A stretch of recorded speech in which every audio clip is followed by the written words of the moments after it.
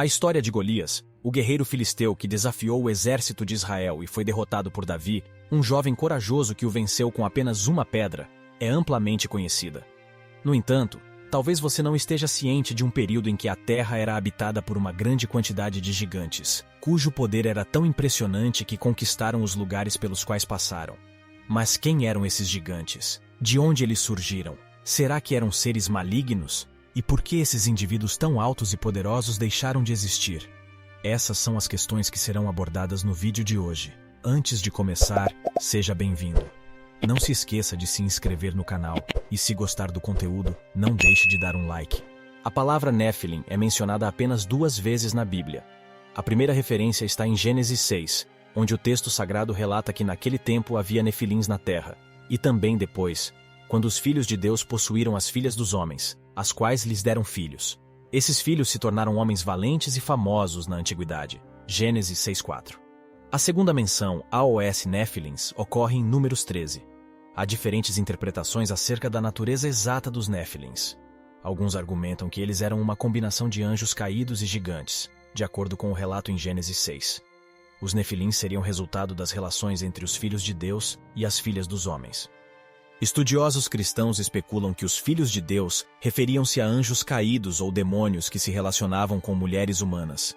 A partir desse relacionamento proibido, surgiram seres gigantes, extremamente corajosos e cruéis, que encheram a terra de maldade. Se os demônios estiveram envolvidos na geração dos Nefilins, é provável que sejam os mesmos que foram julgados por Deus e agora estão confinados nas trevas, aprisionados com correntes eternas, aguardando o julgamento do grande dia, conforme mencionado em Judas 1:6.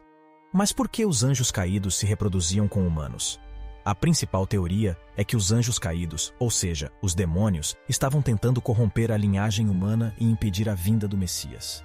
O Senhor havia prometido no Jardim do Éden que o Salvador viria da semente da mulher. Portanto, a estratégia de Satanás poderia ser corromper essa semente. Houve uma tentativa de formar uma raça híbrida ao misturar os supostos filhos caídos de Deus mencionados em Gênesis 6 com a humanidade. Esses filhos caídos podem ter buscado frustrar a profecia e tornar o nascimento do Messias impossível. No entanto, há também um grupo de teólogos que não acredita que os Nefilins eram filhos de anjos caídos. Para esses teólogos, os filhos de Deus descritos em Gênesis 6 não poderiam ser anjos, pois os anjos são seres espirituais que não têm relações sexuais, como é mencionado nos livros de Mateus e Marcos. Em vez disso, eles argumentam que os filhos de Deus eram descendentes dos filhos de Sete, filho de Adão e Eva, que permaneceram fiéis ao Senhor. Já as filhas dos homens seriam as descendentes de Caim, um povo rebelde que não servia a Deus. Portanto, o casamento entre membros dessas 2 famílias ocorreu. De acordo com o livro apócrifo de Enoque e outros escritos não bíblicos, os Nefilins eram uma raça única de gigantes e super-heróis que praticavam atos extremamente malignos. No entanto, a Bíblia apenas menciona que os Nefilins eram heróis e guerreiros famosos dos tempos antigos. Eles não eram alienígenas, anjos vigilantes ou monstros rochosos. Eles eram seres físicos reais, e todas essas afirmações são apenas lendas. Quanto ao desaparecimento dos Nefilins, estudiosos cristãos afirmam que eles foram considerados uma das principais causas do grande dilúvio, no tempo de Noé. Logo após a menção dos Nefilins em Gênesis 6, nos versículos de 5 a 7, é declarado que o Senhor viu que a maldade do homem se multiplicou na terra e que os pensamentos de seus corações eram sempre inclinados para o mal. Por isso, o Senhor se arrependeu de ter feito o homem na terra, e isso pesou em seu coração. Então, o Senhor declarou que iria apagar da face da terra o homem que ele havia criado. Ele estava pesaroso por tê-los feito. Diante disso, Deus decidiu inundar toda a terra, destruindo tudo e todos, exceto Noé, sua família e os animais que entraram na arca. Todos os outros seres, incluindo os Nefilins, foram mortos no dilúvio. Mas se todos os Nefilins foram eliminados no dilúvio, por que a Bíblia relata a existência de outros gigantes que viveram na terra após o tempo de Noé? Será que eles não seriam descendentes dos Nefilins? De fato, a Bíblia menciona a presença de outros gigantes durante o período do Antigo Testamento, além de Golias. A Bíblia relata que os israelitas ficaram assustados ao verem homens muito grandes habitando a terra de Canaã. Eles disseram a Moisés: "A terra pela qual passamos para espiá-la é terra que devora os seus moradores, e todo o povo que vimos nela são homens de grande estatura.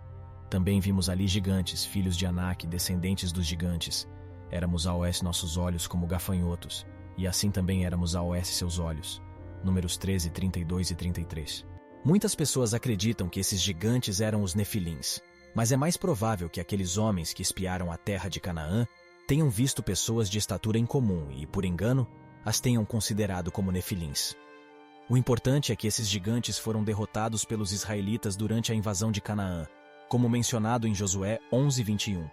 No entanto, não há uma explicação literal em Gênesis de que os nefilins eram gigantes em termos de altura física. O que se pressupõe é que eles fossem gigantes em termos de força, poder e feitos extraordinários. Por exemplo, Golias tinha aproximadamente 3 metros de altura. Não podemos descartar a possibilidade de que eles tenham sido realmente gigantes em relação à altura, mas não há uma confirmação direta disso nas escrituras. O que você acha sobre os nefilins? Deixe seu comentário abaixo e não se esqueça de deixar o seu like se gostou do vídeo. Que Deus te abençoe.